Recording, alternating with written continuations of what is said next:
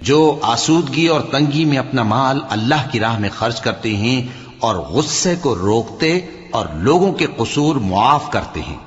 اور اللہ نیکوکاروں کو دوست رکھتا ہے۔ اور وہ کہ جب کوئی کھلا گناہ یا اپنے حق میں کوئی اور برائی کر بیٹھتے ہیں تو اللہ کو یاد کرتے اور اپنے گناہوں کی بخشش مانگتے ہیں، اور اللہ کے سوا گناہ بخش بھی کون سکتا ہے، اور جان بوجھ کر اپنے افعال پر اڑے نہیں رہتے۔ ایسے ہی لوگوں کا صلہ ان کے پروردگار کی طرف سے بخشش اور باغ ہیں جن کے نیچے نہریں بہ رہی ہیں، اور وہ ان میں ہمیشہ بستے رہیں گے،